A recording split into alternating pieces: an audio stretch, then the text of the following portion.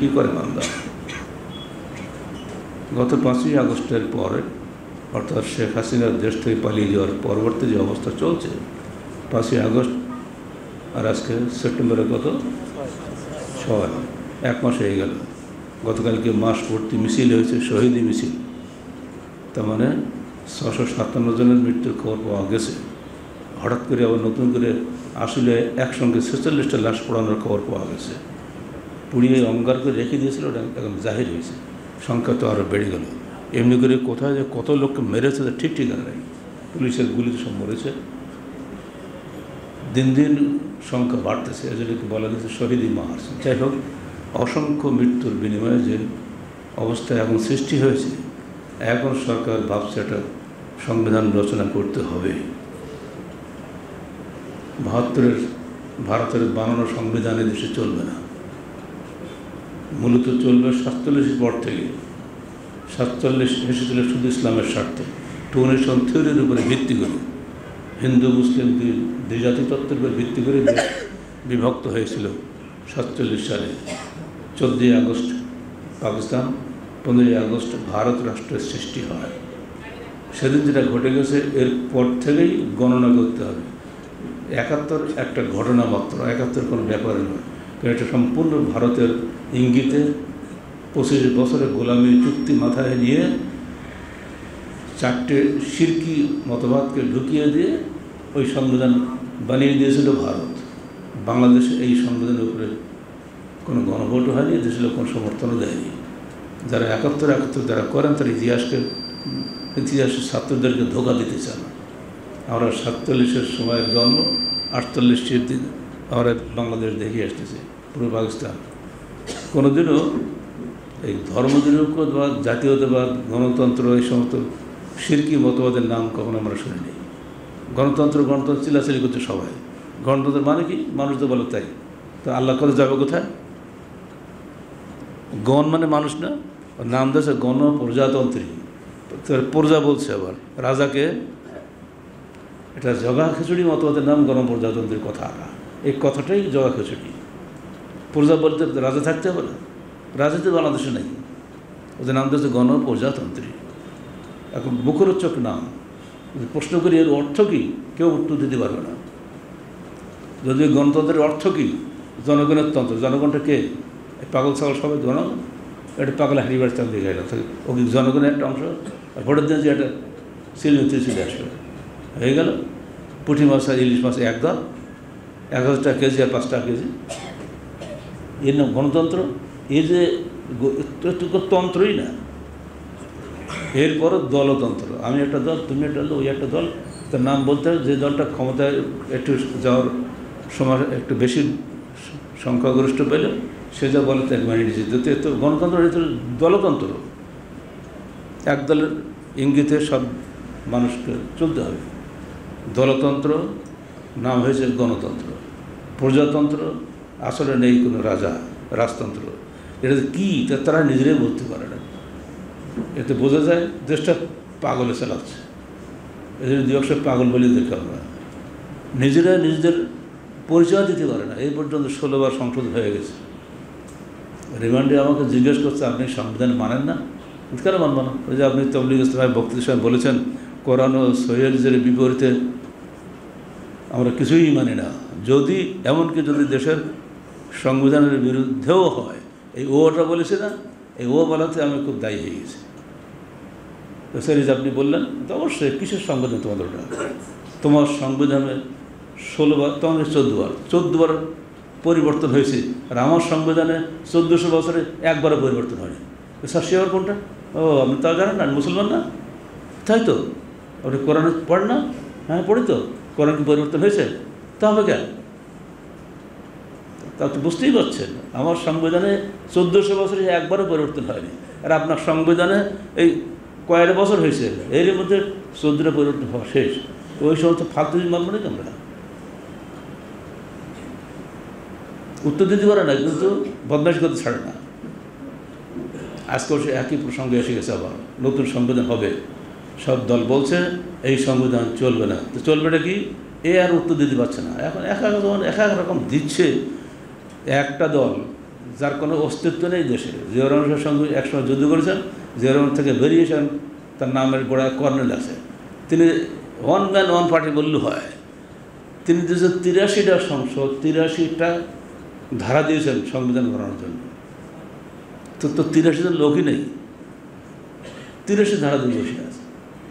এরকম প্রত্যেক দলে এই কাজই করছে, এখন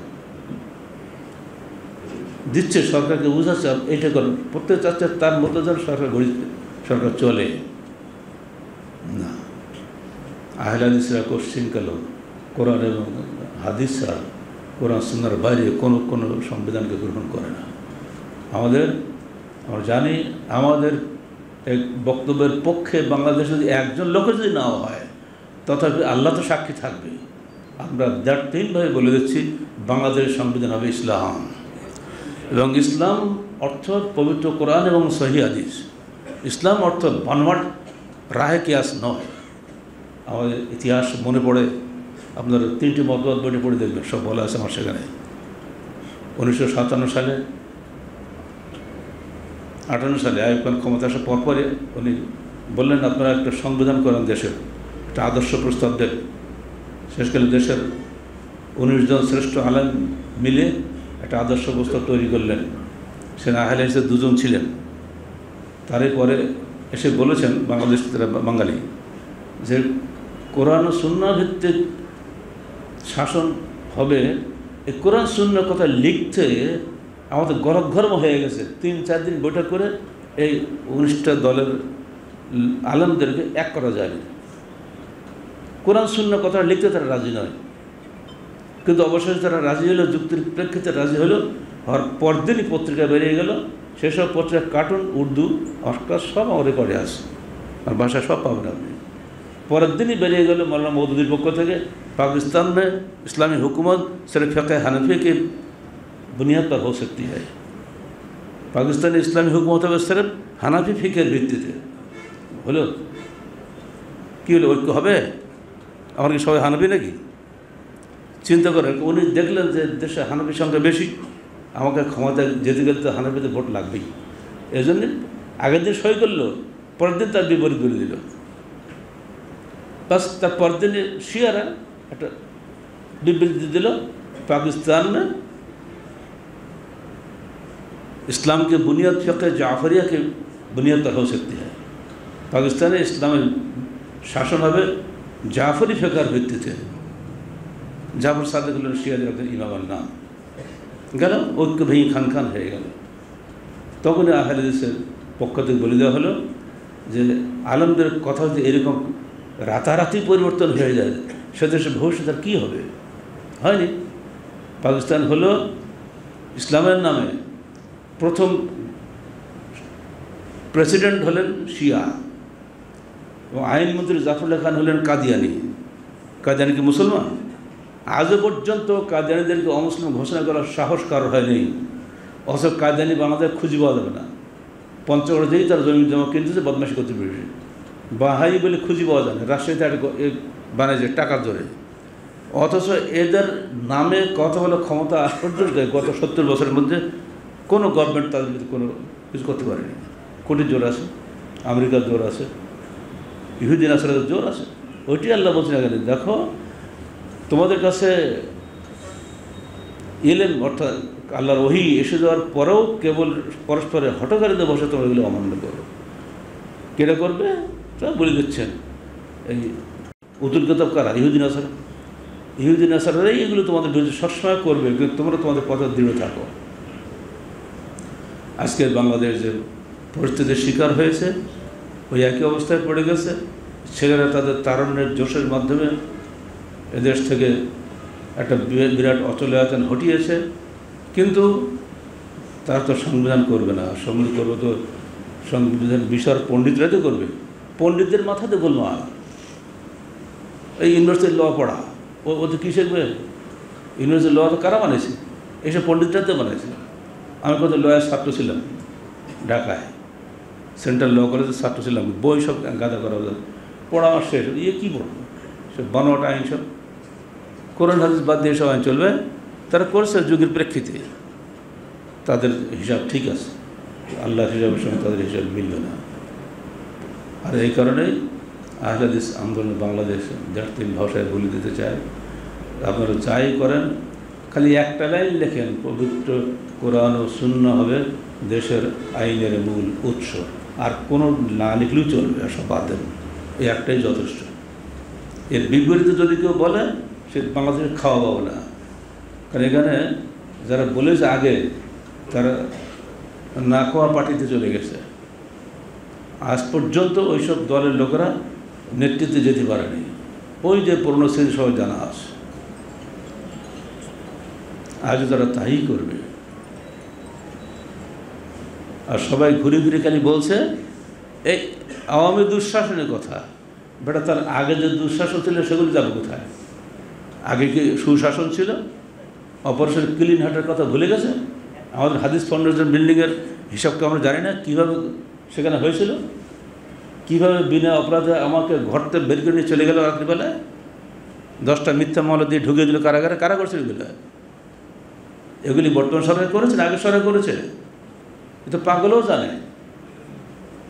এই মার্কাজের অবস্থা কী হয়েছিল, সে ছাত্র শিক্ষক সবাই কী দুর্দশার মধ্যে তাদের জীবন কাটিয়েছে। 3.5 বছর তারা বেতন পায়নি। কাদের আমলে এগুলো সব? যেন মনে আছে এই 16 বছরেই শক্ত দুঃশাসন হয়েছে, আগে ছিল অত্যন্ত জান্নাতি শাসন ছিল। হ্যাঁ, এইটা হবে না। এখন আমরা মরে নেই, ভুলে যেতে পারবো না। অতএব 2 মহিলার আমলে যাবতীয় দুর্নীতির বিচার হতে হবে, শুধু 1 মহিলা না, আগেরটাও হতে হবে। অপারেশন ক্লিন হার্টে আহত নিহত নির্যাতিতদের তালিকা হতে হবে। সেই সময় যেসব বিচার করে যাদেরকে মৃত্যুদণ্ড দেওয়া হয়েছে সেই মৃত্যুদণ্ড পুনরায় বিচার করতে হবে, করে দেখতে আসলে তারা মৃত্যুদণ্ডের আসামি ছিল কি না। চাক্ষুষ আমাদের সামনে ভাসতে দেখা গেল বগুড়া জেলার সভাপতি আব্দুর রহিম, সে কি মৃত্যুদণ্ড পাওয়ার মতো ছেলে, ভুগতেছে, কারাগার পড়ে আছে। এই সব দুর্নীতিবাজ বিচারকদের কাজ। সেই যুগের ইশারায় ইঙ্গিতে প্রভাবিত টাকা খেয়ে যারা বিচার করে, এর কি বিচারক? এগুলো হয়েছে সে সময়, এত সহজে ভুলে যাওয়া যাবে না। যারাই যত অবিচার করেছে, জেনারেল সাতকে স্বৈরাচার বলা হয়, তার আমল হলে সেটা হবে, সেই বলে পারে করো। কিন্তু গণতন্ত্রের নামে যে 2টা কাজ হয়েছে দুই দলই হয়েছে দলীয় স্বৈরাচার, 2 দলে হয়েছে জুলুম আর অত্যাচার, 2 দলে হয়েছে চূড়ান্তভাবে অবিচার। এর বিরুদ্ধে অবশ্যই আমরা কথা বলবো। আমরা কোশ্চিনকালেও কাউকে ক্ষমা করতে রাজি নই। সবার উদ্দেশ্যে সেদিন যা বলেছি, আজকে তাই বলছি, আগামী দিনও তাই বলবো। একমাত্র আল্লাহ প্রেরিত দিন ইসলামই হচ্ছে আল্লাহর মনোনীত দিন। এটার কাছেই তোমরা ফিরে আসো। অন্য কোনো মতামত দিয়ে দুনিয়া চলবে না। বরং আমরা বলবো বিশ্বের ধর্ম হবে ইসলাম, শুধু বাংলাদেশের নয়, সারা বিশ্বের সংবিধান হোক ইসলাম। সব ঠিক হয়ে যাবে ইনশাআল্লাহ। আল্লাহ বলেন ফাইন হাজ্জুকা, যদি তারা তোমার সঙ্গে বিতণ্ডা করে, এখনও করছে তখনও করবে, তাহলে তুমি বলে দাও যে আমি আমার চেহারাকে সমর্পণ করে দিয়েছি আল্লাহর জন্য। আমরাও তাই বলছি। চোখে কাপড়ে পট্টি বেঁধে কদিন রাখছে, তার আয়না ঘরে গল্প আসতেছে না। আমাদের চোখে চোখ বাঁধেনি। এখান থেকে ঢাকা পর্যন্ত গেছি, কোনো আলো দেখতে পাইনি, খালি অন্ধকার আর অন্ধকার। নির্যাতন আমাদের উপর হয়নি? কী পাপ করেছিলাম আমরা? যারা এই নির্যাতনকারী তাদেরকে অন্যরা ক্ষমা করতে পারে, এবং আমার ছেলেরাও ক্ষমা করতে পারে, কেবল তো ছোটো বাচ্চা তখন। আমি ক্ষমা করতে পারি না। আমার সঙ্গে যারা ছিল নির্যাতন তারা ক্ষমা করতে পারবে না। এবং SSF পুলিশ তাদেরকে দেওয়া হয়, যার রাষ্ট্রের সবচেয়ে চাঞ্চল্যকর আসামি তাদেরকে দেওয়া হয়। আমার জন্য সেই SSF দেওয়া হয়েছে। বেরিয়ে এসছে 2012 সালে 13 সালে পর্যন্ত আমি গেছি লালমনিরহাটে দহগার মাঙ্গারবাদের ত্রাণ দেওয়ার জন্য। সেখানে পুলিশ আমার পিছিয়ে পিছিয়ে ঘুরেছে। লালমনিরহাট শহর থেকে আমাকে গাড়ি ফেরত দিয়ে একেবারে রংপুর জেলার পাঠিয়ে দেওয়া হয়েছে। ওই দিন আমার সঙ্গে কাবরুল ছিল। আমি এত চাঞ্চল্যকর আসামি বাংলাদেশ স্বাধীনভাবে ঘুরতে পারবো না। গেছি জামালপুরে জলসা করতে, সেখান থেকে আমাকে নামিয়ে খেতেও দেয়নি। এ তো সেদিনই খবর। শেষ করে জামালপুর জেলা পার করে বগুড়ার সারিয়াকান্দি সীমান্তে এসে আমাকে নামাই দিয়েছে। জেলখান থেকে বেরিয়ে আজ পর্যন্ত আমি স্বাধীনভাবে এই দেশে চলাফেরা করতে পারি না। আমি দাগি আসামি হিসেবে সারা দেশে ঘুরছি এখন পর্যন্ত। সারা জীবন আমাকে এই বোঝার টেনে বেড়াতে হচ্ছে। আমার এবং আমার সাথী যারা সেই সব অত্যাচারে ভুগেছে, এত সহজ নয়। এইসব চোর গুন্ডা বদমাশরাই এই গণতন্ত্রের মাধ্যমে দেশে ঢোকে, সুযোগ আছে এখানে। এখানে ভোট দরকার, যাই হোক না কেন, পুঁটি হোক, ইলিশ মাছ হোক, যাই হোক, গুন্ডা হোক, পান্ডা হোক, যাই হোক, এখানে কদর হলো সশস্ত্র গুন্ডাদের, ভদ্রলোকদের কোনো কদর নাই। এই কথা যারা বলে তাদেরকে কোশ্চেন করে গণতন্ত্রীরা বাঁচিয়ে রাখবে না। গণতান্ত্রিক সরকার আবার যদি আসে, আবার আমাদেরকে অ্যারেস্ট করবে। গণতান্ত্রিক সরকার মানে দলীয় সরকার। দলীয় সরকার কোশ্চেন করলে নির্দলীয় চিন্তা করতে পারে না। দলীয় সরকার কখনো নির্দলীয় শাসন উপহার দিতে পারে না। নির্দলীয় স্বয়ং আমার আল্লাহ, তিনি নির্দলীয়, তিনি সকল বান্দার প্রতি সমানভাবে ব্যবহার করতে পারেন। তার বিধান সকলের প্রতি কল্যাণকর। আর এটাই হলো আহলে হাদিস আন্দোলন। যারা এই আন্দোলনে বেরিয়ে গিয়ে বিভিন্ন রাজনৈতিক দলে করছেন, আহলে হাদিসের বাচ্চা হওয়া সত্ত্বেও তারা আহলে হাদিস ঘরের সন্তান হতে পারেন, তারা প্রকৃত অর্থে আহলে হাদিস নন। আহলে হাদিস কখনোই তার সার্বিক জীবনের কোনো একটি অংশ মানুষের কাছে বন্ধক দিতে পারে না। একটি অংশে আমি অমুকের দালাল, একটি অংশে আমি অমুকের গোলাম, আর একটি সালাতের সময় পেলে আল্লাহর গোলাম, এটা হবে নাকি? সালাতের সময় গফলে দেয়নি, রাজনীতি করার সময় অমুক দলের গোলামি, এটা তো হবে না। সেই অর্থে প্রকৃত আহলে হাদিস ব্যক্তি কোশ্চিন করে প্রচলিত কোনো রাজনীতির সঙ্গে মিশতে পারে না, দলীয় রাজনীতির সঙ্গে আপোষ করার সুযোগই নেই। আহলে হাদিস আন্দোলন বাংলাদেশ, অর্থাৎ কোরআন হাদিসের বিরুদ্ধে যারাই যায় তার বিরুদ্ধে আমাদের আন্দোলন। বর্তমান যে রাজনীতি চলছে পৃথিবীতে, এই রাজনীতি পরিবর্তন করাটাই আমাদের আন্দোলন। লোক খুঁজি পারে, এরা কী করে, এরা কী করে, আরে এরা বলে তবলিগ জামাত। কত টিটকে যে আমাকে দিয়েছে আহলে হাদিসের বাচ্চারাই, যে আমাদের তবলিগ জামাতের লোক নেই, আপনার কিছুই হয় না। মানে ভোটের বাক্সে ভোট না দেওয়া পর্যন্ত আমি তবলিগ জামাত। তা তবলিগ জামাত হওয়া তাও ভালো, তো ভোটের বাক্সে ভোট দেওয়া চাইছে, কিন্তু একটা ভোট দিবা, কেন দিচ্ছ কৈফিয়ত তোমাকে দিতে হবে। আল্লাহ পাক পরিষ্কার বলে দিচ্ছেন সূরা নিসা 85 আয়াতে, দেখো যে ব্যক্তি একটা সাক্ষ্য দিল, সত্য সাক্ষ্য, ফালাহু কিফলুম মিনহা, তার অংশ সে পাবে। যদি একটা মিথ্যা সাক্ষ্য দেয়, তার একটা অংশ সে পাবে। আমার এই সমর্থনের মাধ্যমে আপনি এমপি হলেন বা মন্ত্রী হলেন বা প্রধানমন্ত্রী হলেন, আপনি এই 5 বছর যত পাপ করবেন, একটা অংশ আমি ভোটার হিসেবে আমার আমল যোগ হবে। যদি নেকি কাজ করেন তো আমার আমল যোগ হবে। আমি এই রিস্ক নিতে যাবো কেন? আপনি কী করবেন তাতে বুঝতেই পারছেন। আপনি আগে বলেই দিচ্ছেন যে আমি কোরআন সুন্নাহ অনুযায়ী দেশ চালাবো না, আমি আমার ইচ্ছা মতো দেশ চালাবো, বলেই দিচ্ছেন। এরপর আমি সেখানে যাবো ভোট দিতে। আর এই জন্য আমাদের টিটকের করে বলা হচ্ছে, সকল আহলে হাদিস নামদারি কিছু পদ আছে, তারা আমাদের বলে এরা তো তবলিগ জামাত। রফাদানি মানেই আহলে হাদিস নয়। আহলে হাদিস হবে সেই যে সার্বিক জীবনকে পবিত্র কোরআন ও সহিহ আলোকে গড়ে তুলতে চেষ্টা করে, প্রচার করে, প্রতিষ্ঠা করে, সাধ্যমতো সেভাবে মানুষকে দাওয়াত দেয়। আমার দায়িত্ব আমার বালা পৌঁছে দেওয়া, আমাদের প্রত্যেকের দায়িত্ব পৌঁছে দেওয়া, না মানা না মানা তার ব্যাপার। এটাই আল্লাহ পরে বলে দিচ্ছেন।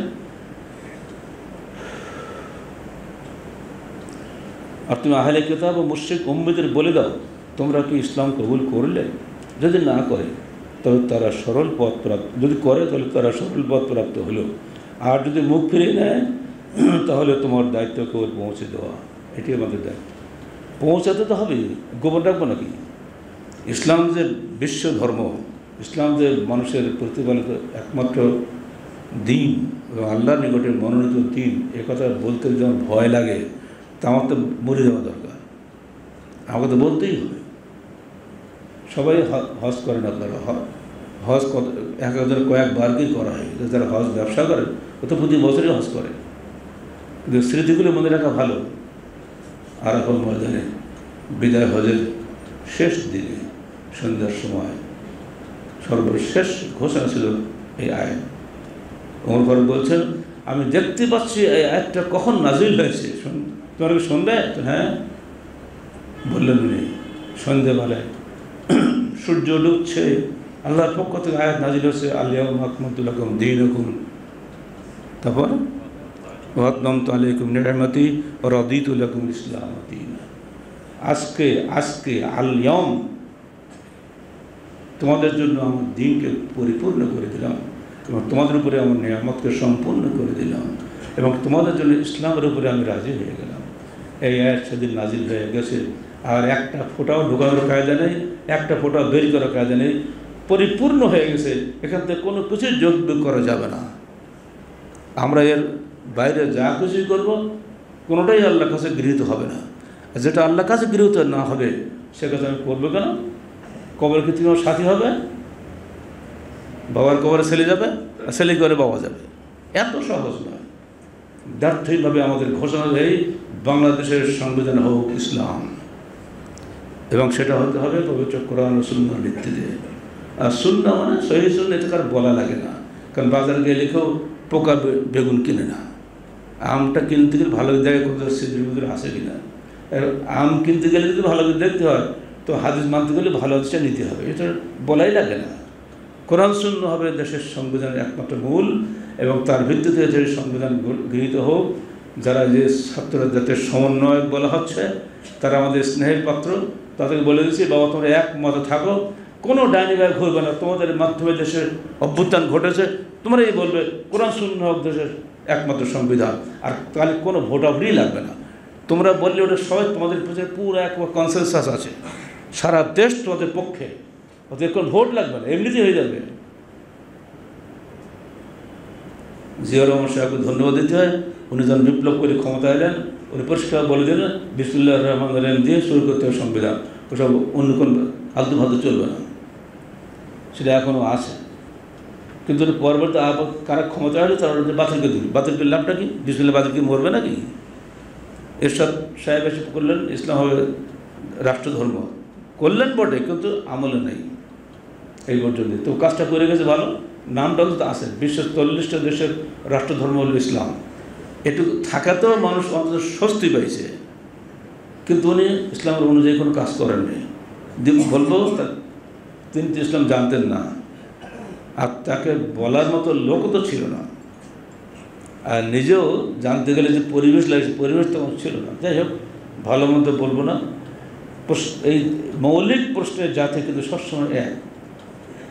এরপরে যদি আপনি ভোট নিতে চান নিতে পারেন, যে আমরা একদল বলুক আমরা ইসলাম দেশের সংবিধান হোক, আর একদল বলুক গণতন্ত্র সংবিধান হোক, দেখেন কটা ভোট পায় গণতন্ত্র পকেটে, সব ইসলামের পকেটে চলবে ইনশাআল্লাহ। এদেশের মানুষ কশ্চিনকাল ইসলামের বিরুদ্ধে যেতে পারে না, যায় না, যায়নি কখনো।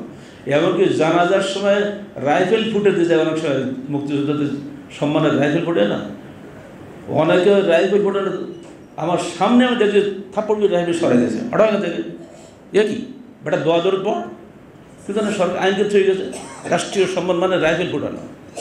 রাইফেল মেরে কি আজরাইল মারতে পারবা?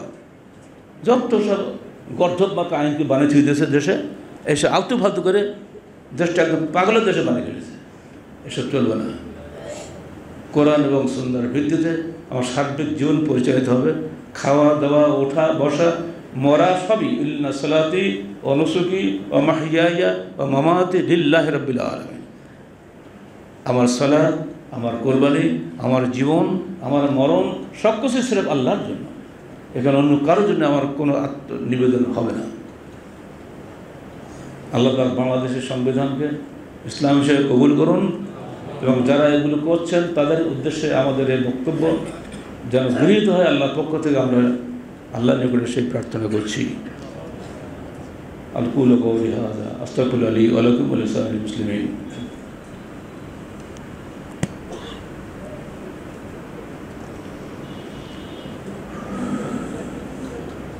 পিছনে রোদে দাঁড়িয়ে লাকি একটু আগে আসেন সামনে।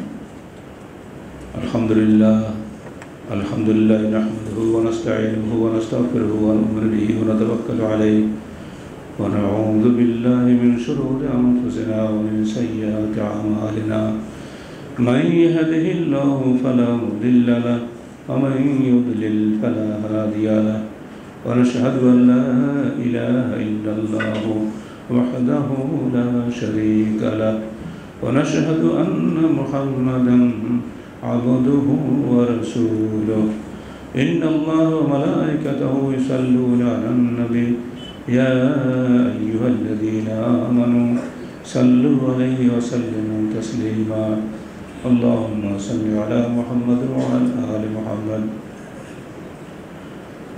একটা বিষয় ভুলে গেছি গত জুমায় বলা হয়েছিল না বন্যার্ত এলাকায় একটা সাবমার্সিবল টিউবওয়েল পোতার জন্য গড়ে 60,000 টাকা করে লাগবে বলা ছিল না আমাদের শরীফুল বলছিল আলহামদুলিল্লাহ গত পরশুদিন মঙ্গলবারে আমাদের বাসায় মহিলা বৈঠকে একজন মহিলা তিলে তিলে জমানো একটা গহনা করার জন্য 60,000 টাকা সবটাই দিয়ে গেছে এই ফান্ডে আমরা দোয়া করি প্রাণ ভরে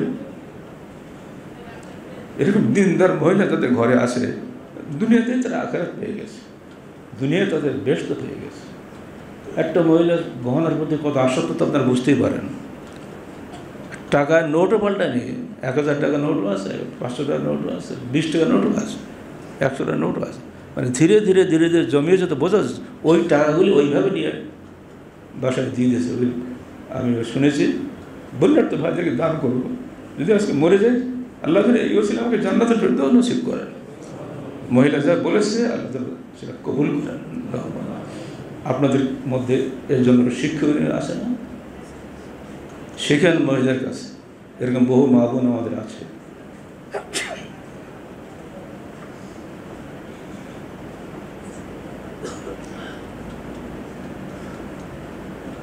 اللهم صل على محمد وعلى آل محمد كما صليت على إبراهيم وعلى آل إبراهيم إنك حميد مجيد اللهم بارك على محمد وعلى آل محمد كما باركت على إبراهيم وعلى آل إبراهيم إنك حميد مجيد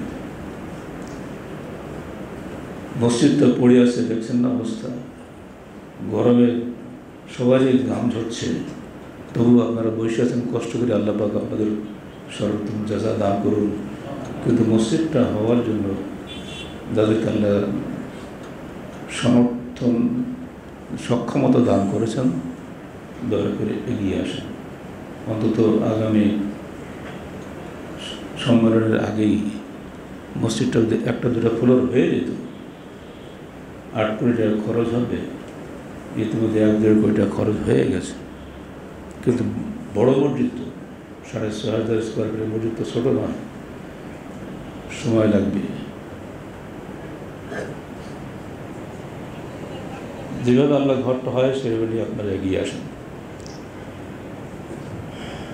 اللهم صل على محمد وعلى آل محمد كما صليت على إبراهيم وعلى آل إبراهيم إنك حميد مجيد اللهم بارك على محمد وعلى آل محمد كما باركت على إبراهيم وعلى آل إبراهيم إنك حميد مجيد اللهم انصر من نصر دين محمد صلى الله عليه وسلم واجعلنا منهم وخذل من خذل دين محمد صلى الله عليه وسلم واجعلنا منهم একটা বিষয় বলার নয় কিন্তু বললে আপনাদের উৎসাহ বাড়বে মুরব্বী হিসেবে যাদের ঘরে সন্তান আছে হাসি বলা হয়েছে না 10 বছর হলে বিছানা পৃথক করে দাও সালাত না পড়লে প্রহার করো আছে না আছে এইটা আমাদের বাসাতে আজকে কার্যকর হয়েছে